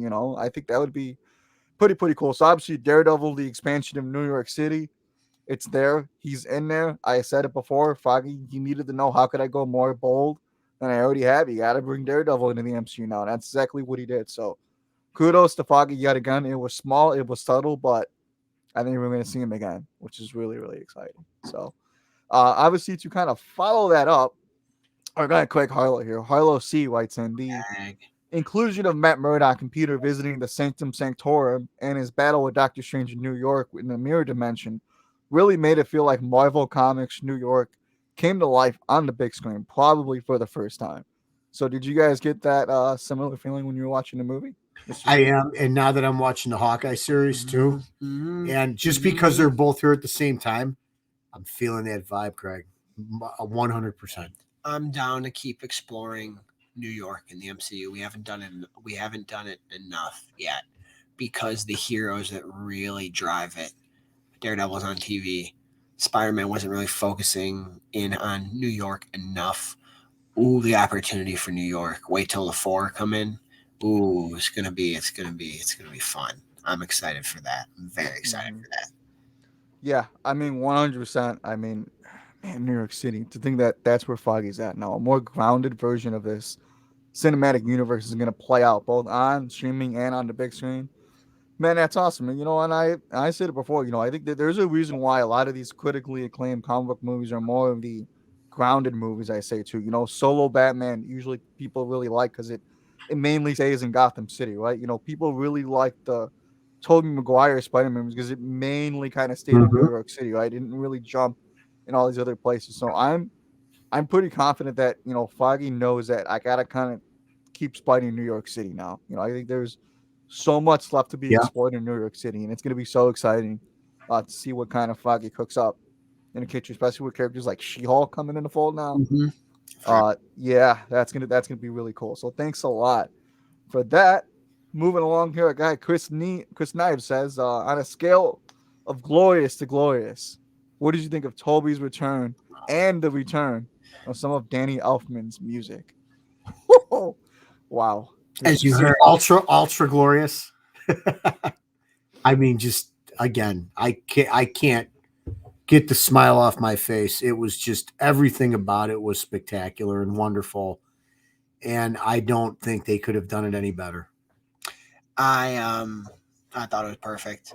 On scale of glorious to glorious, it was glorious. It was amazing, spectacular, sensational, superior. It was web of. You know what I mean? It was Yeah. all the things to put in front of Spider-Man. No, it was great, and that Elfman score is subtle. Beautiful. Man, it was great, dude. They brought in both those guys perfectly, but I love that Toby came in his clothes, so humble, so subtle yet so powerful, Like a youth pastor. like a cool youth pastor. And for that me, was amazing. listen, I love them all. I love all three of them, but Toby is my favorite, followed by Andrew, followed by Tom. And this isn't to compare. But both times I've seen this movie, it's loud for Andrew. It's very loud, but it's a little louder for Toby, Yeah. which also made me happy from the crowds. And when including today, we heard someone scream out "the goat," Yeah. which made me really happy. So yeah, man, it was fucking amazing. Yeah, I mean, 100%. It's one of those. It's a moment too good to pass up. Yeah. Especially to have it kind of blend in with Andrew's score and then Tom's score, and it was beautiful. I mean, like we said earlier, it was amazing how many people really did recognize each of them. Especially when their score started hitting and then they walk through and then their music is the icing on the cake essentially. I mean, you knew they weren't going to do it without their music. I mean, they just weren't. So Yeah. it was a culmination of over 21 years of Spider-Man, and it was and even Tom's score too. I actually really like his score now. It seems like his score kind of got a little bit of a growth towards the end of the movie. So He did a nice job in here. yeah, so really really exciting on the music all around. I thought it was pretty good. So moving along here, our guy Justin Kowalski writes in. This is one that we really didn't touch on too much, and I actually think it's a nice, cool Easter egg to talk about. And he kind of wishes Uncle Ben's grave was next to Aunt May, and if you go on a rewatch, it's actually not there. So do So, I. Mr. C, kind of walk me through on what you maybe think that means. What it does this mean? There's no Uncle Ben, I, or what do I you think? don't know that there's an Uncle Ben in the MCU. I don't know. Did they ever talk about him? I don't know. I'm having a brain cramp. Which They is might no- not I have been apologize. married. I don't know. Which is okay. It's Zenny, okay. did they ever mention him in Homecoming or no. Far From Home? Maybe Civil War. There was maybe no. I don't think so. I don't Nope. think so, which is fine. Nothing. Not a Which is Yeah. fine because really she was his Uncle Ben. in this Yeah. movie, she was his Uncle Ben to him, as Uncle Ben was. Honestly, and I don't mean this to make anybody angry. She was his Uncle Ben to him, as Uncle Ben was in the Toby movies and the Amazing movies. That's how powerful Marissa's performance of Aunt May was. I'm wondering if they can't use him, and that's why we're figuring out. But I do wish their graves were next to each other. But they must be playing this a different way, and I'm okay. I'm finally okay with it because the material they gave May in here, I get it. But yeah, it did feel a little weird not showing. Yeah. But I do think there is because he smiles when Toby and Andrew say Uncle Ben said that. Mhm. So I don't know. I don't know. Maybe in this world Maybe he was an alcoholic. He's not a good yeah, guy. yeah. Or maybe they just weren't married. I don't know. Maybe he's Maybe they were dating and they just Maybe weren't he's married. living in Vegas. Maybe Yeah. he's Yeah, some beat off or something. Yeah. He's a gambler. Who knows? Yeah. Who knows? Yeah, I gotta admit, I actually didn't really pick up on that the first I time, but didn't even think about it. Which it was really subtle, and I gotta admit, my biggest critique was I just needed Tom Holland to either have heard or said the quote with great Yeah. power comes great responsibility quote. It does make narratively a lot of sense that it was Aunt May to have told him that. I would have been fine if it was Toby or Andrew as well. The fact that it was Aunt May and she ultimately died in the movie, to me, it's like that Spider-Man 1, Amazing Spider-Man 1 feeling all over again, where, right before the parental figure, ultimately passes away, the most important line is kind of said to them. So it needed to happen either way. I'm not sure. I mean, probably too late to do an Uncle Ben now at this point. But I'm just glad that he's kind of said the line. I think that was the most important line. Part was that he needed to just hear the quote. So and he needed to lose somebody. I don't ever want that to happen to somebody, but it's definitely crucial to Spider-Man's journey that he loses somebody of equal importance to him. So whether that's MJ, Gwen, Aunt May, Uncle Ben, Ned, Harry, he essentially had to lose somebody. And kudos to Mr. Tomei, who definitely pulled that scene off brilliantly. So my mom definitely grabbed my hand during that scene too. That was a tearjerker. That was a tearjerker for sure. So our next question here comes from ASM_classics. And he wants which to is know, what do Javi you? and Jack. Yeah, Javi Jack, a the new new father father-son son duo podcast podcast. coming to the feed. I love it, dude. I'm pumped for them, dude. That's Gonna be awesome. electric. That's gonna be incredible. So go follow that Twitter account if you haven't already. And this account wants to know, what do you think of people trying to start a campaign for Amazing Spider-Man 3? Wasn't it buying a ticket in 2014 for Amazing Spider-Man 2? Which legacy Spidey had the best moment, best laugh? Your friendly neighborhood hobby. Ooh, a layered question. I like it. Go. Okay, so again, the first part, just What do you think of the possibility of the- an Amazing 3 happening? I don't know, but there's some rumblings on there that he's going to return. That he might come back. Now, He's more likely than I don't know if it's more or less his own movie. I would say to you, he's got a good chance to possibly appear in maybe Craven, maybe something like that, and maybe build up to that. So I'm going to say that.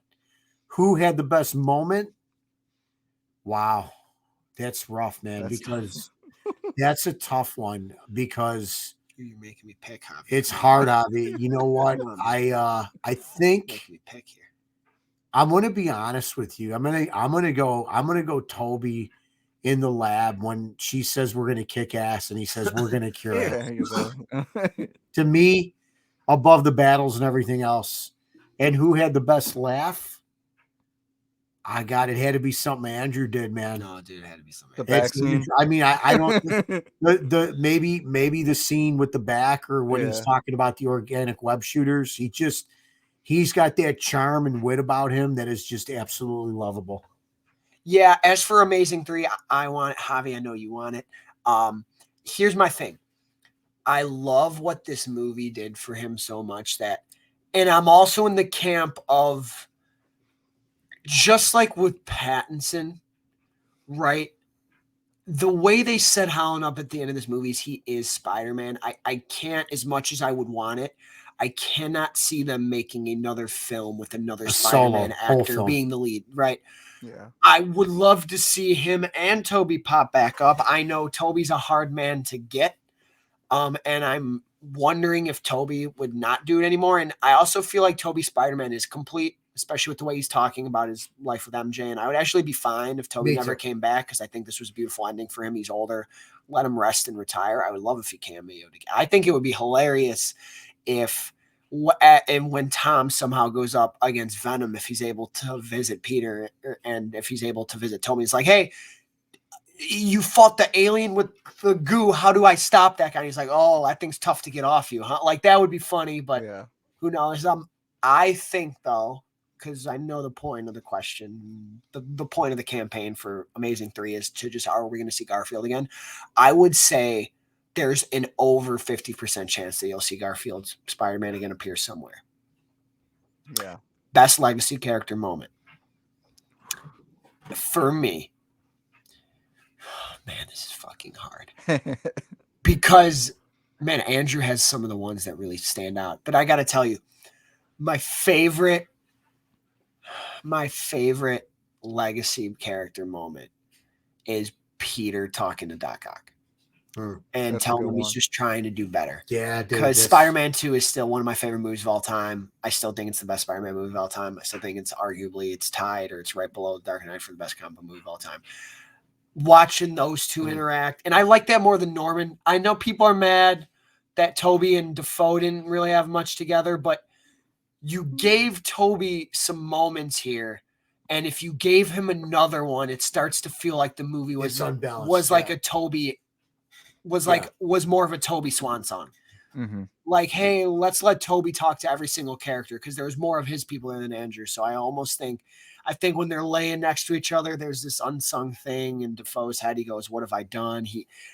I think I think it's done in the performances. Toby smiling at him. I think it's done in the performances, and I much more like the relationship between Ock and Toby from Spider-Man 2. So I love that moment together. But I will say, him saving MJ was pretty powerful. Yeah. And fun. I also love him stopping Tom from killing Goblin.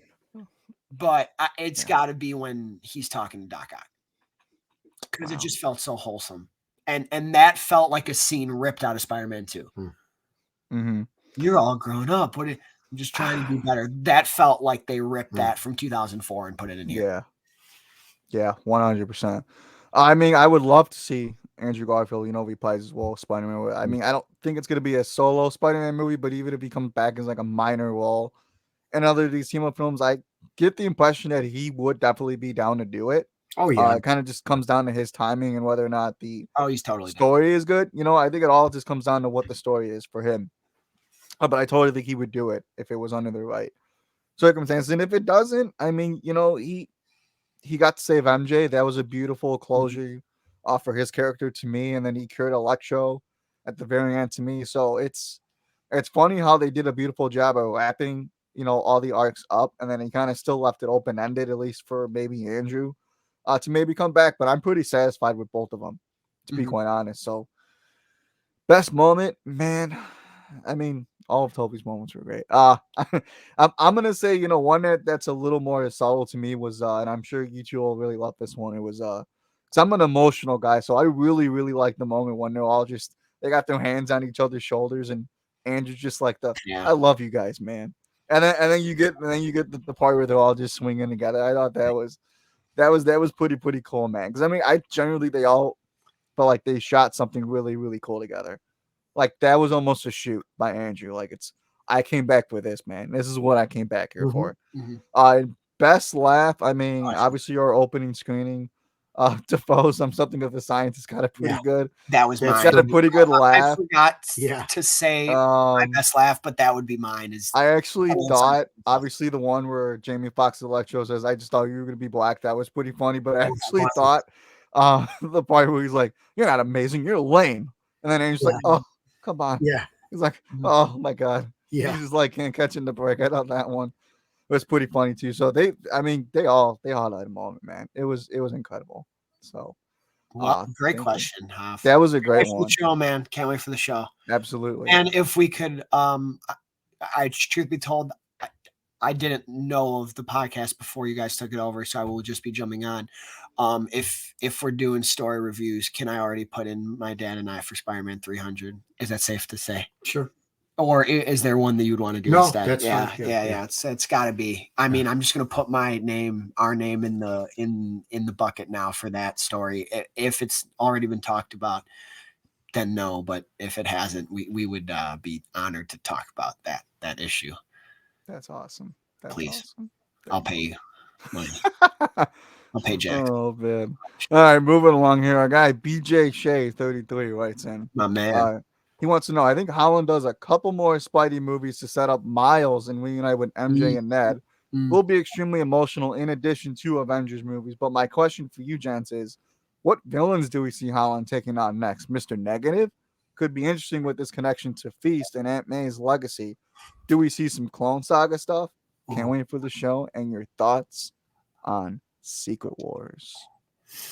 Well, I'll answer the latter first. Secret Wars. I saw the Russos. I think it was Joe. I think that's definitely the next big crossover thing. And I think that, if anything, you might see some nostalgia. in You there. might see some other figures pop up. You know, I right off the bat right now, I got to think just in the immediate future that you're going to get Craven because of the movie. You're going to get some form of the alien symbiote, whether it be Venom or something like that. I don't. I mean, Mister Negative Man, that is a good choice. I don't know if that's if that's big enough, maybe to like if that's something Feige would go to. And you know, you've seen the Scorpion.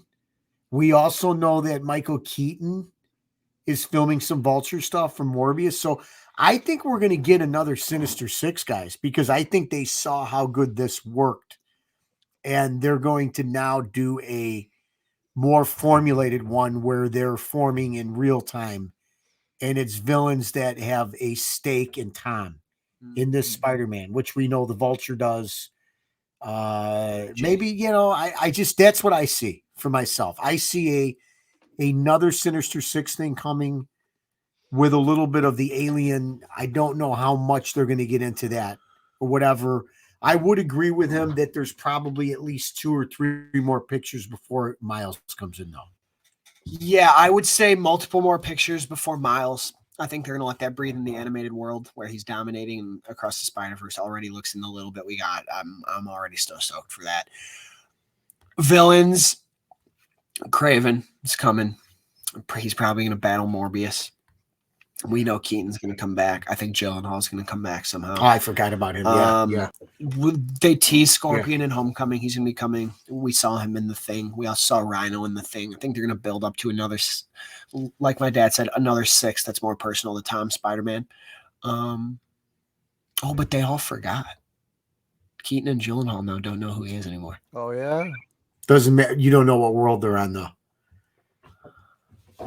Yeah. Well, A little confusing. But yeah. Yeah. So, but here's the thing. I think Venom. That's a good point, man. I think Venom is first, or maybe he cameos in Venom 3 and then they build up to him because it's going to be tough to go back to a solo movie after this. It's got to be big. There's got to be some crazy things in it. And so that's who I think. Was there another part to that question, or is that it? Secret Wars or Clone Saga? Friggin' Secret Wars, please, because that's when he's gonna get the black, hopefully, or he's gonna already have it, which is gonna be great. It's gonna be another crossover nostalgia-ridden thing that's gonna be beautiful. And with the way they use this nostalgia, it's gonna serve a story well. I would love Clone Saga stuff. I just don't know how you pull that off. How you pull it off because it's. They're gonna have to pick if they want to do Spider-Verse or Clone Saga in the movies because it's the same thing, right? And the Clone Saga would be awesome because I particularly love the character of Ben Reilly, and I think it would be cool. That could be a cool grounded movie where it starts and maybe like they're doing in the comics now. Maybe a corporation makes a new Spider-Man. And it's how he's meeting Ben Reilly like that. And you find out there's more clones in the world, and that sets up like Silk. It sets up, Jessica Drew's Spider-Woman. It can be cool, but that's something I think you would need to build to. Because if you just make a movie where there's 3 or 4 other Spider people again, you have to pick multiverse or clones because it's gonna feel one of them is gonna feel the same. Mm-hmm. And I think because you're doing Spider-Verse in the animated, as much as people like me want Gwen, want Miles, want Spider-Pig, want Spider-Ham, want Spider-Man, like Noir 2099, etc., those might play out better animated and on screen. You could do a Ben Reilly, you could do a Silk, you could do some of the characters they're not using in Spider-Verse, even though I have a feeling Spider-Verse is about to use all these people anyway. Clone Saga, if you made me pick, I would prefer Clone Saga to them doing multiverse stuff. But dude, I would go crazy for the Clone Saga because I'm one of the few defenders, you, me, and Pete, I would say, and I don't know how the rest of the people feel, but I still kind of dig the Clone Saga, even though it's very confusing and long and dense, but it's kind of dope. A lot of people don't like it, but I love that creative swing for the fence. I would be down for Clone Saga, but you can't do it where we don't think we're watching Tom. To spoil the Clone Saga, you can't do it where we think we're not watching Tom. It would just have to be there's other Spider people, and I think they're gonna blend that somehow. They'll probably end up doing multiverse again, but I would love if like a corporation made Spider people, and that was a storyline for a couple movies. That'd be dope, man. Yeah, so I'm obviously gonna put that, whoever villains we see, I'm leaning more towards the more grounded villains because I think that's where the story, I think his journey is heading. Obviously, no more nano suit. It's a more handmade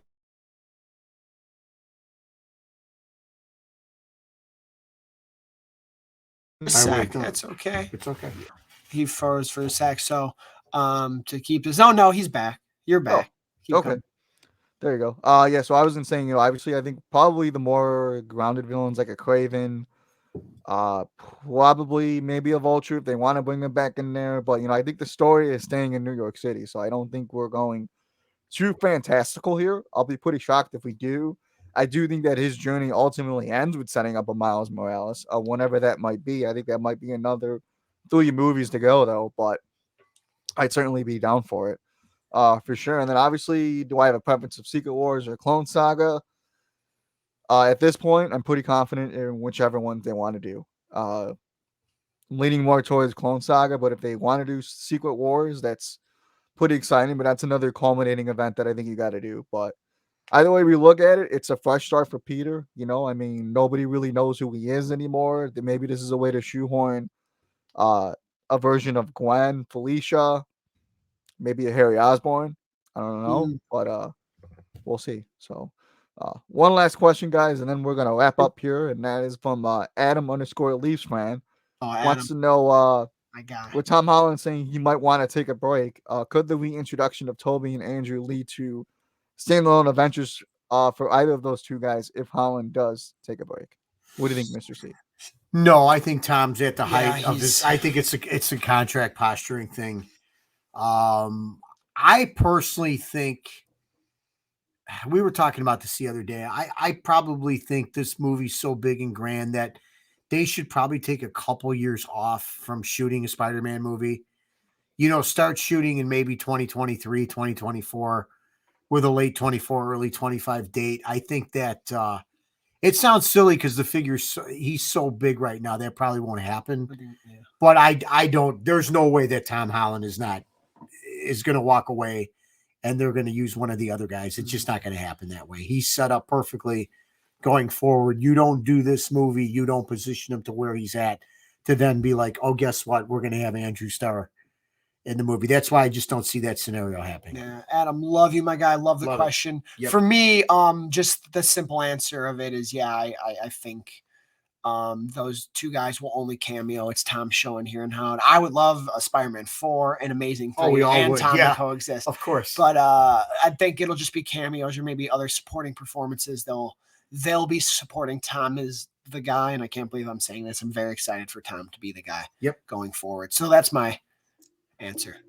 Yeah, my answer is this movie solidified Tom Holland as the guy. So I'm pretty confident in his journey continuing. If the other two want to come back for a minor role, a cameo role, that's pretty awesome. I won't deny it, but I definitely think Tom Holland's the guy moving forward, probably for the next decade. I want to say at least 5 to 10 years. I think he's the guy. So, oh yeah, pretty exciting stuff nonetheless. So, but I think that's probably going to be a great way to wrap up this show here. Obviously, a little bit of a longer show here, but the topic definitely generated it. So obviously we can't wait to hear what you guys all thought of the movie. You guys definitely did a great job of telling us already, but we want to hear what you guys thought of it more. So before we wrap up here though, obviously we want to plug where everybody can find us. So I'm gonna kick this one off to Nico. Where could everybody find you, good sir? Yeah, you could follow me on Twitter, Instagram, Letterboxd, and TikTok, doing some film reviews there, including one for Spider-Man No Way Home with the same handle that's on the screen right now. That's NIKKOCARUSO. You can follow our guy Dad right here as well. He had to hop off for a sec. You could follow Right Between the Eyes, a KISS podcast we do with Rob Myers, and you could also follow the Italians for Spidey, Italian Spider-Man Coalition that we do with our good friend, Mr. Peter Vera. Zendik, over to you. Thank you guys. As always, you guys can find this show on Twitter at Vigilante1939. For the live YouTube channel, please like, share, subscribe, and drop a comment down below once this video is done. Really does help the video grow and raise on the feed, so that would be much appreciated. Find me on Twitter at Nickzenic. It's just my name, NickZednik. And go follow my letterbox at Zeddy Films, where I try to update that once a week, watch one movie, TV show a week, keep everything up to date. But I think that's probably going to about do it for this week's episode. Boy, I can't wait to see Spider-Man No Way Home again. I can't wait for you all to enjoy it, be respectful of spoilers. It's the holidays. Not everybody has a chance to go see it yet, unfortunately. But when everybody does, we're all going to rejoice even more than we already have. So that's going to about do it for this week's episode. So for Nico Caruso, for his father, Nick Caruso Jr., my name's Nick, and you all know it's what we do. It's what we do, baby. Thwip.